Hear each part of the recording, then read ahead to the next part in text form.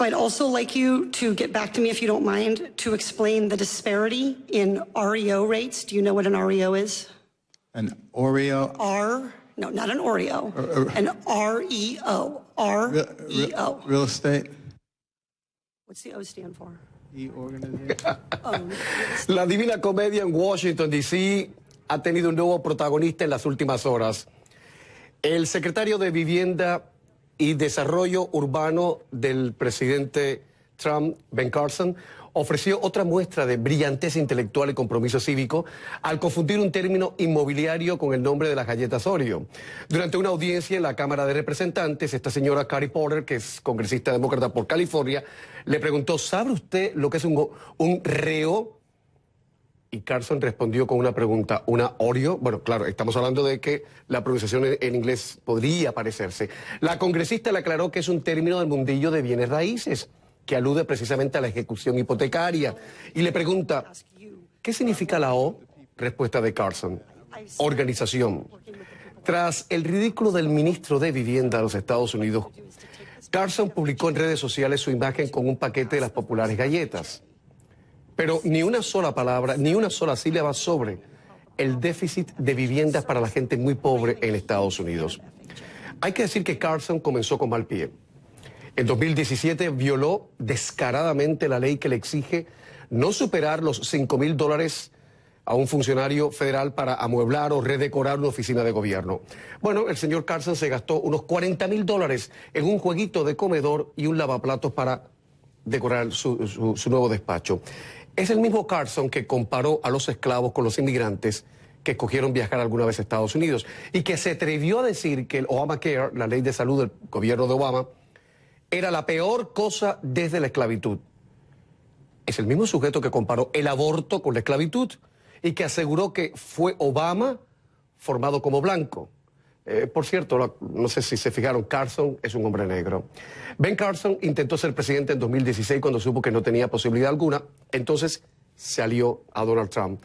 Y cuando el flamante presidente prometió que tendría lo mejor de cada casa en su gabinete, lo mejor de lo mejor, apostó por Carson, neurocirujano de profesión. De Carson, Trump dijo, tiene una mente brillante y es un apasionado del fortalecimiento de comunidades y de familias dentro de esas comunidades. Y por si fuera poco, agregó, es un competidor duro y nunca se da por vencido. Si el presidente Donald Trump sabe de qué habla y de quién habla, ojo, esperen una nueva sorpresa a su secretario de Vivienda en las próximas semanas. Que el show no puede parar. Comienza Camilo, que hablando se entiende la gente.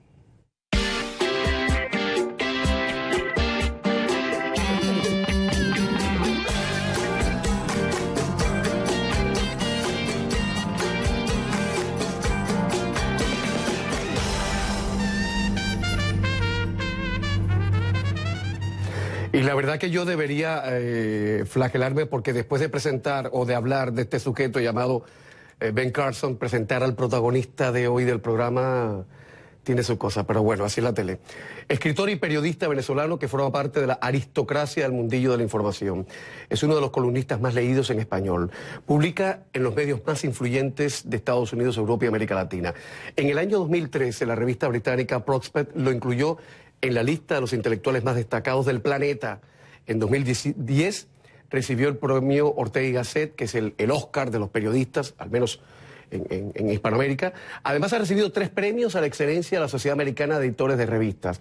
Dirigió durante 14 años la revista Foreign Policy, que yo siempre imagino un ejemplar en la mesa de noche de los más poderosos. Digo, si es que los más poderosos leen revistas, uno nunca sabe ya. Fue ministro de Fomento de Venezuela, director del Banco Central de Venezuela, director ejecutivo del Banco Mundial. Presenta en la cadena NTN 24, también censurada por Maduro, como CNN en español, un programa, El Efecto Naim. Y adora la ciudad de Washington. No se les ocurre hablar mal de Washington delante de Moisés Naim. Tras haber publicado sobre todo ensayos, se pasa ahora a la novela, con 2 espías en Caracas. Moisés Naim, ¿cómo está usted? Bienvenido. Encantado de estar contigo, Camilo. Gracias por perdóneme que hablé de Ben Carson y después lo uní a usted, que no... Bueno. No debe ser. No debe ser. Bueno, empezamos por 2 espías en Caracas, editada por Ediciones B. acaba de salir a la venta en Estados Unidos. ¿Cómo definirla? ¿Es un thriller político? ¿Es una novela de espionaje? ¿Es una novela sobre Venezuela? ¿Sobre Cuba? ¿Qué es? Es todo eso, es todo eso. Es una, primero y más que nada es un thriller de espionaje. Relata la historia de dos espías que no se conocen. Uno es el jefe de la CIA en Venezuela, pero resulta ser que no es uno, sino es una mujer que opera muy clandestinamente. El otro es el jefe del G2, el Servicio de Inteligencia Cubano. Y ambos fueron enviados por sus respectivos gobiernos para tratar de contener, limitar y neutralizar los trabajos de la otra, de la agencia de espionaje rival. Y entonces eso hay una historia entre ellos. Algo pasa entre ellos. Eventualmente, pero eso es adelantarse a la historia. Y no vamos a destripar, ¿eh? No vamos Pero y hay otros personajes, hay varios personajes novedosos, diferentes, importantes, que a medida que uno va entendiendo cómo viven, cómo intercambian, cómo piensan, cómo lo que sucede, uno va descubriendo el entramado de lo que fue la era de Chávez. El libro comienza con el golpe fallido de Hugo Chávez y termina con su muerte en el 2013 por cáncer. Usted ha dicho que tiene casi la certeza de que es real lo que usted cuenta en Dos espías en Caracas, pese a que hay muchas cosas que no se han podido corroborar. ¿Por qué ha dicho usted que esta es la novela de la frustración, que es el resultado de la frustración y al mismo tiempo de una especie de liberación personal? Yo llevo, como sabes, Camilo, yo llevo muchos años, llevo 20 años escribiendo columnas, escribiendo libros, escribiendo ensayos, capítulos, hablando en televisión del régimen de Hugo Chávez primero y de Maduro después. Y para eso uso todas las técnicas a mi disposición, las ciencias sociales, el periodismo, la verificación de datos, la corroboración, la economía, las estadísticas, los análisis, las relaciones internacionales, etc. Y siempre quedaba con una insatisfacción, siempre quedaba con que no le estaba contando a mis lectores lo que de verdad estaba pasando, puesto que esas técnicas me limitaban en contar lo que yo sabía que estaba ocurriendo, pero no lo podía demostrar. Y entonces decidí liberarme de eso, ese es un acto, esa frustración me llevó a la liberación de decir, bueno, yo voy a contar el cuento como yo creo que pasó, como estoy seguro que pasó, pero no lo puedo demostrar. Entonces, para no entrar en debates, lo voy a llamar novela de ficción. Y se acabó. Y se acabó, es una novela de ficción, todo atribuible a mi imaginación, eso lo inventé yo, pero resulta que no lo inventé yo, eso ocurrió, pero no lo puedo demostrar. Usted advierte que el libro no es autobiográfico. No, de ninguna manera, de ninguna manera. Todos los escritores, por cierto, casi siempre dicen, ojo, que esto no va de mí. Pero usted no lo dice por curarse en salud, porque ¿de qué vale eso a esta altura del partido? No, ni lo diría, si fuese lo diría, pero no. Es decir, es autobiográfico en el sentido que yo viví muy de cerca, yo sufrí como venezolano la demolición de mi país. En ese sentido tiene esa dimensión biográfica, ¿no? De que yo viví, yo soy venezolano y cómo no dolerse, cómo no sentirse involucrado por lo que está pasando. Todos los venezolanos están profundamente involucrados con lo que sucede en el país, profundamente frustrados, claro. Entre los personajes hay una periodista de CNN. Hay una periodista de CNN que tiene una historia personal muy interesante, que es la que hace la crónica de lo que está ocurriendo. Ella es una periodista de investigación y logra investigar muy a fondo y destapar algunas de las cosas de lo que era un gobierno esencialmente clandestino, ¿no? Hugo Chávez fue el pionero en montar una estructura de gobierno que parecía democrática, pero que era una autocracia militar. ¿En qué momento la gente empieza a detectar que que le están dando gato por liebre? ¿A partir de qué año? Quiero decir, las mentes más preclaras, la gente más despierta intelectualmente. ¿A partir de qué año? Bueno, depende, es porcentajes de la población, ¿no? Uno podría decir qué porcentaje de la población sigue creyendo en Hugo Chávez y sigue creyendo. Todavía hoy en día hay gente que cree que el país está como está, no por las políticas que impuso Hugo Chávez, sino por Maduro. Que lo ha hecho mal. O Maduro y su gente tratan de que la gente crea que el país está como está producto del bloqueo y del embargo y de las agresiones, la guerra, lo que ellos llaman la guerra económica. Pero no, la situación de Venezuela es producto de decisiones hechas en Venezuela y en La Habana, que es el otro tema, ¿no? El otro tema del libro. Yo fui de los primeros, como tú sabes, y lo hemos hablado, fui de los primeros en agitar y alertar y anunciar que aquí había una intervención muy poco clara de los cubanos y que los cubanos estaban en el régimen de Fidel Castro. Y más de primero, uno puso el grito en el cielo. y Raúl, ¿perdón? Y más de uno ponía el grito en el cielo. Claro, pero decían que no era verdad. Que no era porque, verdad. pues, claro, como era una intervención clandestina, era de espías. Cuba invadió a Venezuela, ocupó a Venezuela de una manera absolutamente secreta. La gente no se dio cuenta del alcance que tenía la presencia cubana en el Estado venezolano. Entonces yo decía eso, pero no era difícil probarlo y por lo tanto no me creían. Pero realmente eso fue lo que pasó y tanto Hugo Chávez logra montar una autocracia militar disfrazada de democracia y los cubanos logran ocupar a otro país que tiene las reservas de petróleo más grandes del mundo sin disparar un tiro y lo controlan a través de todo tipo de subterfugios y métodos que todavía hasta el día de hoy están utilizando. De cómo una isla históricamente en bancarrota, porque hay que decirlo, no ahora, no en 1989 cuando la Unión Soviética desapareció, es que Cuba históricamente ha sido un pedazo de tierra en el Caribe en bancarrota económica. ¿Cómo se apoderó de un país que era por lo menos 25 veces más rico? Yo creo que eso algún día los historiadores más acuciantes tendrán que explicárnoslo a todos, porque en mi cabeza no entra, yo no lo entiendo. A lo mejor usted tiene información privilegiada que puede compartir con nosotros, o a lo mejor la novela da luz sobre eso. La novela habla de eso, la novela habla de cómo es posible que eso haya ocurrido. Y lo atribuye, bueno, a muchas fuerzas, pero hay una muy importante que es Hugo Chávez. Hugo Chávez quedó totalmente prendado de Fidel Castro. Sí, de ahí se desarrolló una relación psicológica muy profunda que Fidel Castro supo aprovechar muy bien. ¿Había hiperdependencia de Chávez hacia Fidel? Absolutamente, yo creo que había una relación filial. Hugo Chávez creía en Fidel. Fidel lo protegía, Fidel consolida su influencia sobre Hugo Chávez después del golpe fallido contra él en el 2002, y entonces le decía, tú aquí nadie te va a cuidar como te puedo cuidar yo, nadie tiene los servicios de protección de personalidades que tenemos nosotros. A mí la CIA y los americanos me han intentado matar y dar golpes de Estado durante muchos años, y fíjate que aquí estoy, y yo te pongo a la disposición nuestras instituciones, nuestra tecnología, nuestro conocimiento, para que a ti no te pase lo que le pasó a Allende, por ejemplo. Él decía, mírate, y le pasaba películas de Allende y le contaba historias de Allende. No hay que olvidar que cuando Allende llegó al poder, en Chile, un socialista que llega a la presidencia por elecciones, hubo un momento en que Fidel fue de visita de Estado y se quedó varias 21 días se quedó. Ya no sabían qué hacer con él hasta que Allende le pidió que se fuera, ¿no? Sí. Entonces, Perdón, se quedó 21 días y llegó en un avión hasta aquí de armas. sí. Era un arsenal lo que llevaba. Pero entonces, sí, esta historia fantástica de una pequeña isla en bancarrota, como tú dices, no solo bancarrota económica, bancarrota... Y desmoralizada totalmente. Ideológica también, ideológica, ¿no? sí, Porque, sí. porque no funciona, ¿verdad? Sin embargo, logra imponer esa mala ideología, esa bancarrota, exportó la bancarrota. Ahora el país en bancarrota, que tiene la crisis humanitaria más grande de estos tiempos, es importada de Cuba. O sea, los cubanos lograron exportar su miseria a Venezuela. Pero es que algo así no se podía ver desde los tiempos de Roma. O sea, si los cubanos han invertido la tortilla totalmente, o sea, es que tiene que venir un historiador muy lúcido a explicar esto.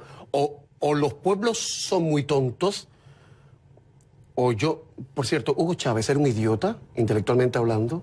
No, de ninguna manera. Yo creo que Hugo Chávez era un talentoso político con malas ideas.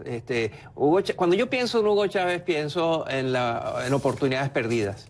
Hugo Chávez tuvo la oportunidad de transformar a Venezuela de una manera maravillosa, porque tenía el poder, tenía el cheque en blanco del petróleo, él tenía todo el dinero del petróleo, tenía todas las instituciones bajo su control, tenía la simpatía de los venezolanos, claramente. Y él mismo era simpático. Y él era muy simpático, y su capacidad de conectarse con el pueblo era fabulosa. Su programa, a lo presidente, era un programa muy visto, muy seguido, y la gente lo quería, le creía, lo seguía, etcétera. Entonces, ¿por qué? ¿Por qué teniendo esa oportunidad nos dejó esta catástrofe? Usted ha dicho, a propósito de la presentación de esta novela de Dos espías en Caracas, que Hugo Chávez fue el mejor político de su tiempo, comparado solo con Lula, de Brasil. Sí. En Clarín le atribuyen esas palabras a No, Moisés Naín. lo dije, pero no solo dije eso, yo de todas maneras creo que Hugo Chávez es un político más eficaz que Lula en su momento, pero lo que dije es que era el mejor político de América Latina con las peores ideas. Él sufría profundamente de lo que yo llamo necrofilia ideológica. La necrofilia, como tú sabes, ese amor apasionado es una perversión que tienen ciertos seres humanos que aman cadáveres, tienen una atracción especial por cadáveres. Bueno, hay políticos que sufren de necrofilia política, aman cadáveres ¿Y no ideológicos. será por pereza intelectual? No, yo creo que también tiene que ver primero con una cierta dosis de idealismo, tiene que ver con Fidel, tiene que ver con que le era muy útil, el creer en esas cosas concentra poder. Él tenía una cierta sensibilidad por los pobres y quería ayudarlos, etcétera, pero eso todo lo olvidó cuando se vio que el poder era el tema. Y claro, las ideas estas del socialismo del siglo XXI tienen como característica la concentración del poder. Y Chávez concentró el poder como nadie, y Chávez introdujo una maldición en la política venezolana, que es la idea de que quienes no piensan como yo no son mis compatriotas que piensan diferente, sino que son unos traidores a la patria que no tienen derecho a existir políticamente. Y entonces los llamaba escuálidos y dijo que iba a freír sus cabezas, que eran apátridas, que eran disociados. Era descalificar, deslegitimizar y no aceptar a nadie que no pensara como él, incluyendo dentro de su propio círculo. Como lo hizo Fidel en su día con los gusanos, como lo hizo Hitler con los nazis, Stalin con los judíos, con los homosexuales, con los intelectuales. Por cierto, tal vez un lector suizo o sueco o danés, ligeramente despistado, crea que algo que cuenta Moisés Naín aquí sobre la exhumación de los restos de Bolívar es pura invención. Luego de la publicidad vamos a hablar de eso. Y vamos a intentar, a ver si por fin nos enteramos. ¿Había o no había santeros cubanos en el entorno de Hugo Chávez? Ya volvemos.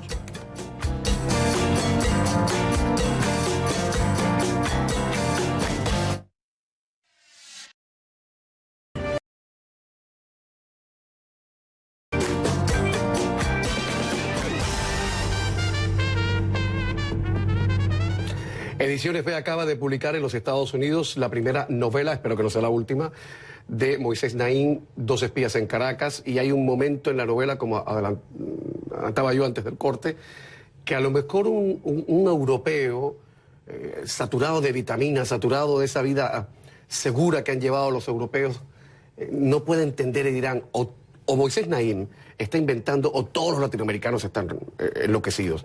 La pregunta es, ¿había santeros cubanos en el entorno de Hugo Chávez? Sin duda. Ahí sí hay varias fuentes, hay varias O corroboraciones. sea, él le metía la santería.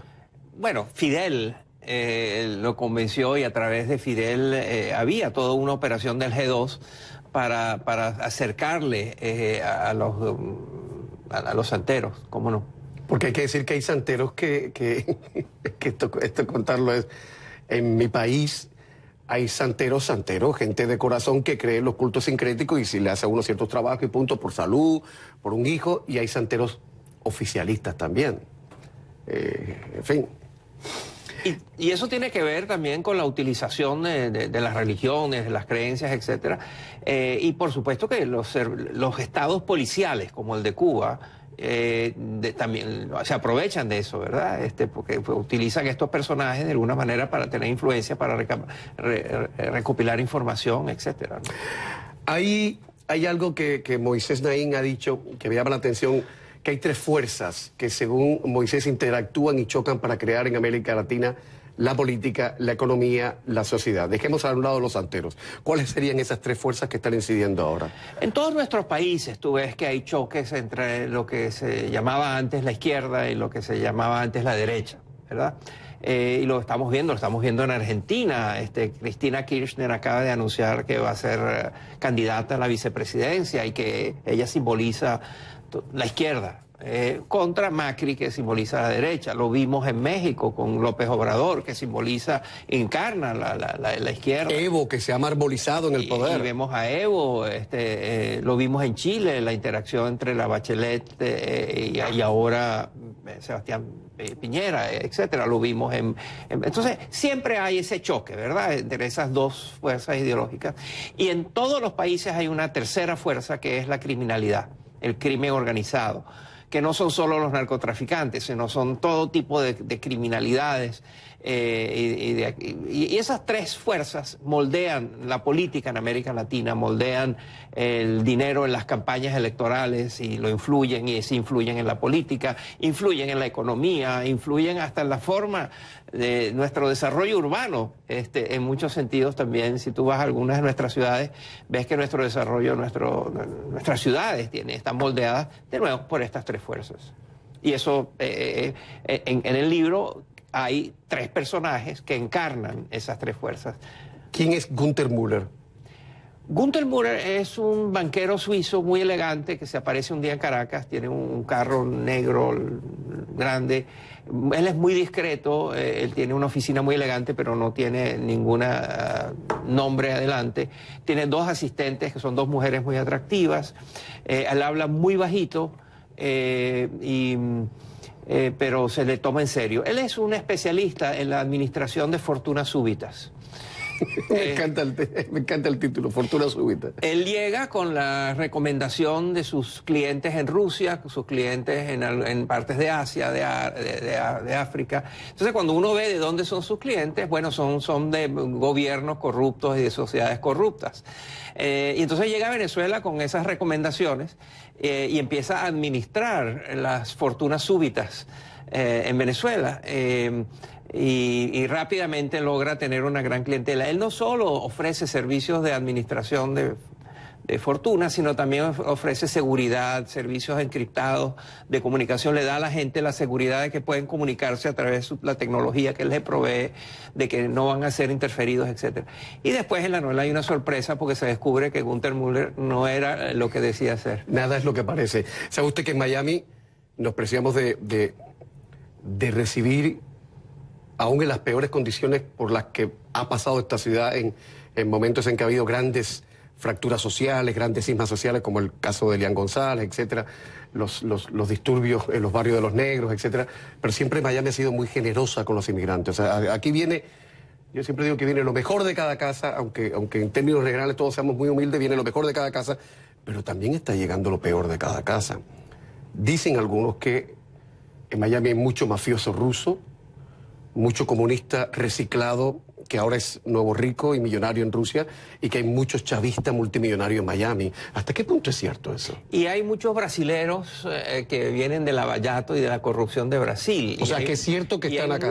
Y hay muchos colombianos que hicieron fortunas súbitas de maneras dudosas, y están los peruanos y están los argentinos asociados a la familia Kirchner y a todo lo que pasó, y están, como tú dices, están los rusos, pero también están ciertos europeos, también están ciertos chinos, también está, o sea, sí, Miami se ha vuelto un epicentro interesante de gente que está aquí, que vive aquí muy cómodamente, muy protegida. Pero me imagino que el FBI estará detrás de mucha de esa gente, ¿no? En algunos casos sí, en algunos otros casos. Usted no será del FBI, Moisés, ¿no? Por ahora no.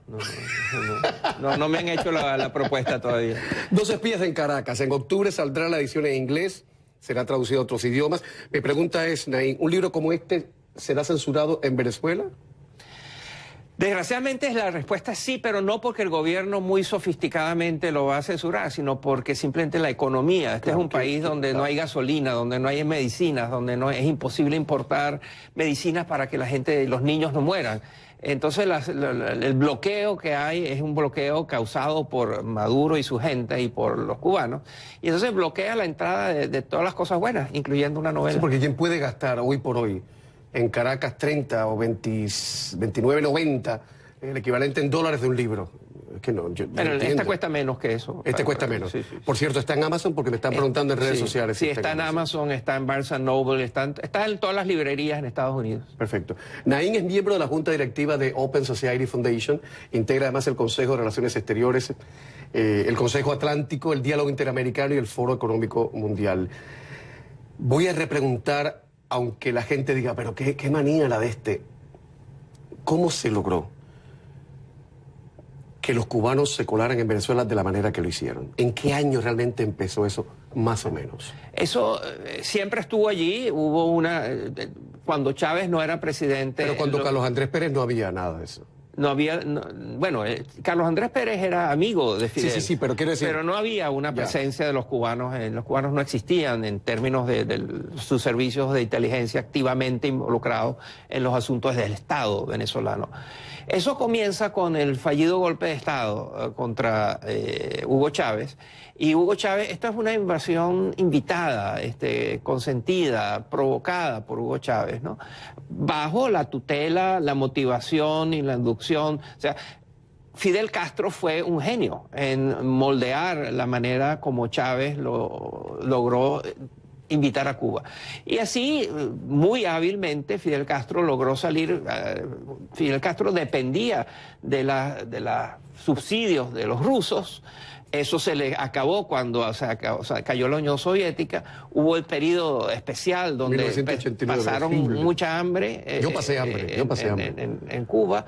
Y después fue salvado por Hugo Chávez. Cuando se habla de Venezuela hay que tener en cuenta que hay otros factores que no solo son los cubanos. Hay que hablar del Ejército de Liberación Nacional de Colombia, hay que hablar de Hezbollah y habría que hablar de Rusia y China, aunque yo siento que los chinos están para la plata y punto. Ahí no hay bandera ideológica ninguna. Es correcto. ¿Qué pintan los chinos ahora? Los chinos son importantes porque tienen, hay una deuda importante con los chinos, que además hay que repagarla, hay promesas de pago con petróleo. Pero los chinos han declarado claramente que ellos no están interesados en involucrarse internamente en los asuntos de Venezuela, salvo para recuperar lo que les deben. Ellos tienen una orientación muy pragmática. O sea, show me the money y ya. Devuélveme lo que te presté, básicamente. Claro.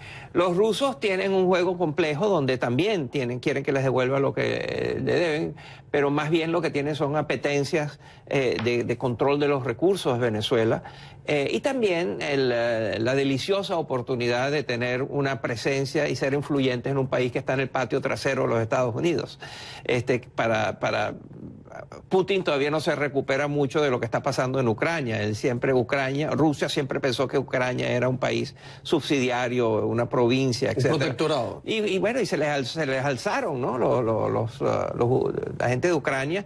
Y bueno, y con la ayuda y el apoyo y la simpatía de la Unión Europea y de Estados Unidos, etc. Entonces Putin dice, bueno, si tú me haces esto en Ucrania, ¿por qué no puedo yo estar en Venezuela, por ejemplo, ¿no? O sea, Venezuela está en el medio pagando el pato, digamos. Venezuela hoy en día trágicamente es una vez más el balón con el que juegan las superpotencias. Como en sus días fue Cuba con Kennedy y con Khrushchev. ¿Me equivoco o Venezuela ha dejado de ser una prioridad para Donald Trump si es que alguna vez lo fue? Yo sí creo que él seguirá hablando de Venezuela, pero de otra manera. Allí el parteaguas, el punto de inflexión, la diferencia fue una llamada telefónica que ocurrió el 3 de mayo, hace poco. Una larga llamada de teléfono entre Donald Trump y Vladimir Putin. Donde claramente ambos países anunciaron que se había hablado de Venezuela, que parte de la llamada era Venezuela. Y cuando terminó esa llamada, Donald Trump dijo dos cosas. Dijo, Putin me dijo que él no tenía interés en estar en Venezuela, que no me preocupara, que él no iba a estar en eso.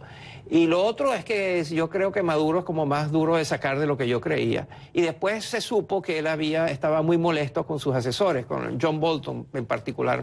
Es el muy beligerante jefe de seguridad nacional, del Consejo Nacional de Seguridad de Estados Unidos. Es un cargo muy importante. Él siempre, toda la vida, ha sido muy guerrero, ¿no?, en sus puntos de vista. Y Trump está molesto con él, puesto que él siente que lo empujó más allá de lo que se debe, tanto en el caso de Venezuela como en el caso de Corea del Norte. Entonces, yo lo que creo es que hemos subestimado a Fidel Castro en su momento y ahora estamos sobreestimando a Donald Trump. ¿Y subestimando a Maduro, no? No, Maduro merece ser subestimado. Perfecto. Publicidad y estamos de vuelta.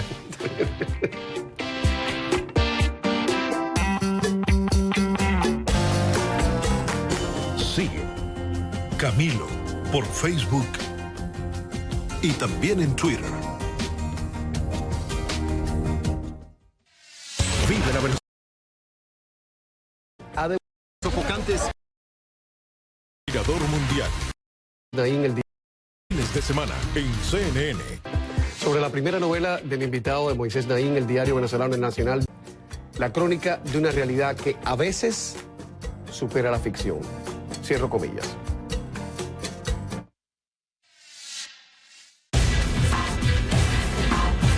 Hoy más que nunca. Otro ministro de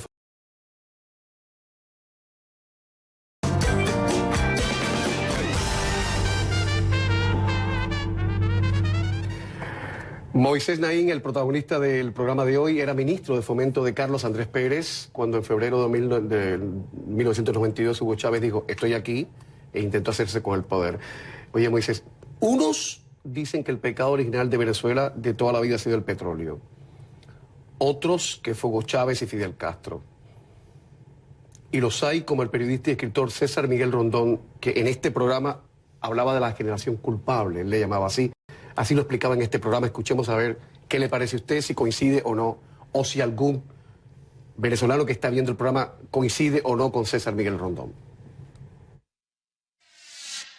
Mi generación fue irresponsable.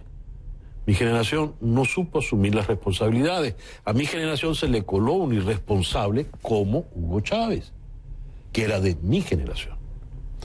Entonces, ¿qué le toca a un venezolano de mi tiempo, de mi generación? Poder aportar toda la poca o mucha experiencia que haya acumulado para ponerla al servicio de ¿qué? Al servicio de la juventud que viene y es la que realmente va a rescatar al país. Yo por eso me cuesta mucho no solo criticar a Juan Guaidó, que no lo critico en nada, sino que me cuesta mucho aceptarle las críticas malsanas que le hacen, porque ese es un joven de apenas 35 años que se ha echado el país encima, con un sentido de responsabilidad, con coraje, con valor, y con él muchos otros que he podido conocer ampliamente en todo este tiempo. Los tres muchachos que me acompañaban en el programa, Luis Carlos, Adriana, Lila, son igual de esa generación, son tempranos treintañeros que son los que van a resolver los entuertos, la dejadez, la irresponsabilidad de los venezolanos que vinimos antes. Nuestro país es un país hermoso y generoso, y mi generación es culpable de no haber sabido transmitir los verdaderos valores democráticos con los que nos criaron a nosotros y de los cuales nosotros disfrutamos. Moisés Naín, usted tiene 66 años, ¿no? Y César Miguel Rondón debe estar por ahí también. ¿Se siente usted culpable de lo que pasa en Venezuela? Absolutamente, claro, claro. César Miguel tiene toda la razón. Hay una generación que fracasó, hay una élite que fracasó, hay un pueblo que fracasó. Y bueno, también había circunstancias internacionales, el petróleo es un problema, siempre ha sido un problema, el petróleo adormece ciertos instintos que no es bueno tenerlos dormidos, el petróleo distorsiona, y bueno, y crea esta situación en la cual es muy frecuente oír de los venezolanos hoy en día decir, éramos felices y no lo sabíamos, ¿no? Hay una nostalgia profunda por una Venezuela maravillosa, llena de problemas, de desigualdad y de miseria, por supuesto que existía, pero no era el desastre que decían que era, ¿no? O sea, en esa Venezuela que dejó de mirar a la gente más desfavorecida, digamos, a la gente que estaba más fregada. En esa Venezuela existían los casos de nutrición infantil que hoy se ven. No, nunca. Porque nunca. Usted y yo estamos viendo imágenes que parecen imágenes de Etiopía, sí, en los peores momentos. Lo que estamos viendo hoy en día no se ha visto ni en Venezuela ni en América Latina. No, Ni es que eso no tiene perdón de Dios en ningún momento. Los casos de Haití podrían acercarse, pero no llegan, ¿no? No, una de las grandes sorpresas que uno tiene con este gobierno es la falta de ideas, la falta de urgencia. Un ser humano normal que esté gobernando un país como en la situación de Venezuela hoy en día debería estar en emergencia, debería estar buscando los mejores especialistas del mundo para enfrentar la desnutrición infantil, la mortalidad infantil, lo que está sucediendo con la economía, la hiperinflación. La humanidad hoy en día tiene soluciones para los problemas que tiene Venezuela. Eso de tener 10 millones de inflación. Increíble. Existen técnicas, se sabe, yo sé cómo se hace hace eso, los economistas saben cómo se hace eso. Cómo parar la tragedia que hay en los hospitales de niños, cómo parar la tragedia que hay con los ancianos, qué hacer con la electricidad. Eso se sabe. Entonces uno pensaría, bueno, si estás en el gobierno, ¿cómo tú te desentiendes? ¿Cómo explicar el desprecio que tienen los gobernantes hoy en día de Venezuela por los venezolanos? La explicación tiene mucho que ver que son extranjeros, son cubanos. Porque son interventores que están ahí. Ellos no les importan los venezolanos, ellos están saqueando el país. ¿Nicolás Maduro es un idiota? Es un agente cubano de pocas luces que ¿Pero es un idiota? está puesto allí. Pero quiere decir, idiota desde el punto de vista de los griegos, que los griegos decían que el idiota era aquel factor social que se mantenía al margen de la cosa pública como Dios manda, que no sabe incidir, que no sabe qué. Yo lo que sé es que él le debe su éxito a su poca brillantez. O sea, si él hubiera sido más brillante, si hubiera sido más... si hubiera puesto desplegados talentos, más claramente no hubiera llegado, porque Chávez necesitaba de tener, y los cubanos necesitaban tener a alguien fácilmente manipulable, a alguien que ellos controlaban. En Venezuela hoy en día, claramente Maduro es solo uno de muchos factores. ¿Alguna vez usted vio a Maduro leyendo un libro, aunque fuera un libro de cómics? No lo conozco. Jorge Rodríguez, el ministro de Comunicación, que algunos dicen que es cultísimo, que es un tipo preparado, ¿realmente es un hombre preparado? Bueno, él es psiquiatra, él es médico psiquiatra. Yo conozco psiquiatras que lo conocieron cuando ejercía la profesión y tenían muy buena opinión de él como psiquiatra. También escribía cuentos, él ganó el concurso. En Venezuela había un concurso de cuentos del periódico El Nacional, que era muy competido y que era... Y lo ganó. Y un año lo ganó él con un cuento muy torcido, pero lo ganó. Y el poeta de la revolución, el fiscal de Maduro, a él le molesta mucho que le diga el fiscal de Maduro, pero a mí me encanta decirle el fiscal de Maduro porque es el fiscal de Maduro, no el fiscal de Venezuela, el Tarek William Saab, que va de intelectual. ¿Realmente es un intelectual? Bueno, no sé, pero no me importa. Lo que me importa es que como fiscal está jugando un rol de facilitación de violaciones de derechos humanos como que no se ha visto. O sea, a mí no me importa que sea intelectual o no, que escriba poesías o no me importa. Lo que importa es que su gestión está haciendo que mucha gente Lo entiendo sufra, perfectamente. ¿No? A la vuelta de publicidad, Moisés, quiero hablar de la hija de un general y de una madre soltera joven que aparece en esta novela. Que nos explique por qué están, qué representan, a quién responsabilizan o a quién redimen estos personajes. Publicidad y estamos de vuelta.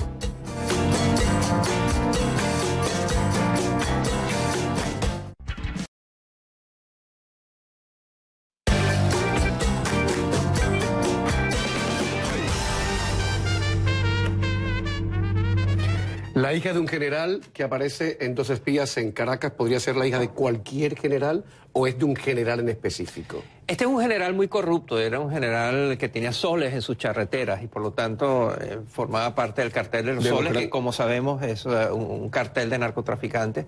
Vive una vida de grandes lujos inexplicables con su sueldo de general y tiene una hija que es su adoración, es una muchacha preciosa, inteligente, motivada, que le gusta a la gente, le quiere ayudar, etc.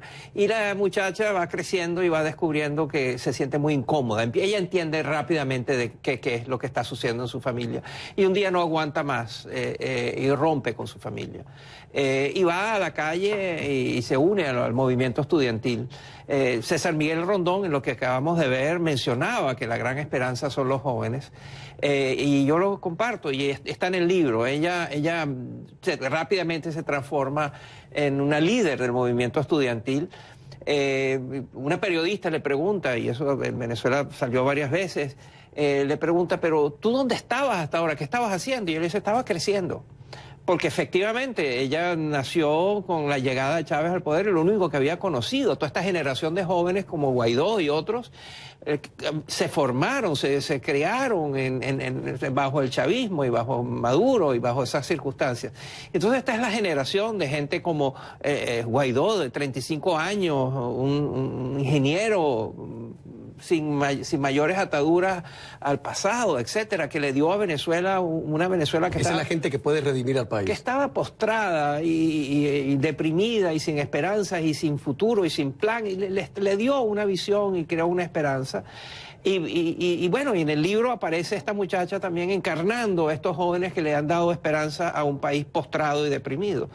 Y esa es la historia, y hay toda una generación de jóvenes que son los que están gobernando Venezuela hoy en día del lado bueno, ¿no?, de la balanza. Yo recuerdo en Cuba cuando el gobierno perpetraba las peores tropelías, la gente decía, es que Fidel no lo sabe, Fidel no se entera de eso. Hay una madre joven soltera que vive fascinada por Chávez. Sí, ella vive... Estamos hablando de Dos espías en Caracas, la primera novela de Moisés Naim. No va a ser que la gente diga, oye, estos locos, ¿de quién están? No quieren mencionar nombres, ¿no? Ella es una muchacha joven, madre soltera, abandonada, maltratada, nunca tuvo un hombre, ni su papá, ni sus parejas la trataron bien, pero Chávez sí. No porque la conocía, Chávez nunca la conoció, pero ella era el objetivo de las políticas sociales de Chávez. Entonces, a través de eso, ella logró que le dieran una casita. Ella vivía en una de las urbanizaciones que fue arrasada durante un accidente climático que hubo en Venezuela, el deslave del estado que ocurrió con el estado Vargas, ¿no?, que llovió de manera desproporcionada durante varios días y se fue en una montaña completa y cambió la fisionomía del litoral venezolano. Bueno, o sea, ahí murieron muchísima gente. Los Estados Unidos mandaron barcos para la reconstrucción y Chávez lo había aceptado, y después Fidel lo llamó y le dijo que si estaba loco, que esos no eran ingenieros ni era ayuda humanitaria, que esos eran los Marines que lo iban a invadir, y entonces se devolvieron los barcos, y a raíz de eso tardó mucho más en llegar la ayuda a quien la necesitaba, y una de las que la necesitaba ella, pero a ella le llegó. Y ella entonces crece cercana a esto, y termina formando parte de uno de los colectivos. Los colectivos son estas milicias armadas violentas que son utilizadas, paramilitares, que son utilizadas por los cubanos y por el régimen chavista para mantener el respaldo al gobierno, ¿no? Entonces es la historia de ella, y le pasan cosas en su vida cotidiana que ilustran lo que era la vida de alguien en los colectivos. ¿Cómo se va a poder parar el tema de los colectivos? Va a ser difícil, ¿no? Bueno, el día que haya ley, ¿verdad? El día que, hasta que no haya... La reconstrucción de Venezuela requiere de muchas cosas, obviamente. Requiere de reconstruir la industria petrolera y los hospitales, requiere la educación, pero también requiere las cárceles. Hay que reconstruir todo el sistema penal, hay que reconstruir el sistema judicial. Hay que refundar el país, prácticamente. Hay que refundar el país, que es un proyecto maravilloso. Es realmente... Porque es posible. Es posible, no va a ser instantáneo, no va a ser sin dolor, pero sí es posible. El proyecto de reconstruir a Venezuela es un proyecto maravilloso, es de los proyectos más interesantes que hay en el mundo hoy en día, y eso va a pasar. Y hay talentosísimos venezolanos que están dispuestos y listos. Me trajo aquí al canal un conductor de Uber, que es un venezolano que tiene una maestría, es ingeniero mecánico, una maestría, y que ocupó cargos importantes y que ahora está manejando Uber, lo que indica que no aprovechó los cargos que tuvo para robar. Y él lo único que dice es: yo cuento los días para volver a Venezuela a reconstruirla, a participar con todos los demás a construirlo. Y eso me acaba de ocurrir. Y hay centenares de miles de venezolanos talentosos, decentes, bien formados, en Venezuela y fuera de Venezuela, listos para acometer la reconstrucción maravillosa de Venezuela. Es curioso que es el único momento del programa en que la cara de Moisés Naim ha cobrado vida y le he visto a usted más alegre. Yo pensé que estaba bravo con el programa. Pero sí, es que la esperanza, gracias a Dios, las esperanzas siempre reverdecen. A la vuelta le voy a hacer una pregunta a Moisés Naim, que suele manejar información privilegiada, que tal vez moleste a la gente de Guaidó y tal vez moleste a la gente de Maduro. Está bien que les moleste a tirios y troyanos. Está bien, de eso se trata hacer periodismo. Ya volvemos.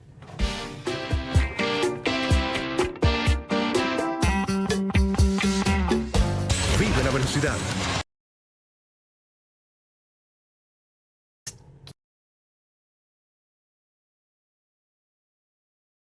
Ante este Guaidó también.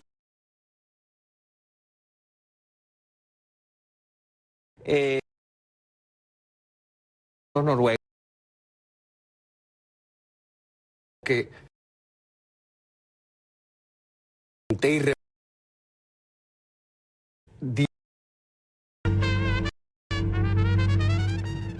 yo creo que si las cosas siguen como van, diálogo se va a convertir, si ya no lo es, en una mala palabra en Venezuela, digo yo. En este programa, esta misma semana, David Smolansky, el coordinador del grupo de trabajo de la OEA sobre los migrantes y refugiados venezolanos, aseguró, al menos en 3 ocasiones, porque pregunté y repregunté, aseguró con todas sus palabras que Guaidó y su equipo no están negociando en Noruega con Maduro. Le dije, pero hay una suerte de acercamiento exploratorio, preliminar. Me dijo, no estamos negociando con Maduro. Moisés Naim sabe algo que contradiga o que corrobore esa aseveración. Sí, yo creo que Smolansky dice la verdad. Yo tengo la información de que allí no hubo ninguna negociación. Ahí hubo un grupo de gente enviada por Guaidó que estaba en un hotel y se reunían con unos noruegos especialistas en resolución de conflictos. En otro hotel, en esa misma ciudad, en ese mismo momento, estaban representantes, estaban los 2 Rodríguez, Jorge Rodríguez y el otro Rodríguez, pero nunca se encontraron, nunca negociaron. Entonces es verdad que no hubo contacto de verdad. No hubo ningún contacto entre ellos. Eso es así, eso es así. Quería verificar, quería precisar eso porque después de los desmentidos de Guaidó sobre el tema, en las redes sociales más de uno puso el grito en el cielo, decía o Guaidó está mintiendo o Maduro está exagerando diciendo que fue muy positivo este primer contacto.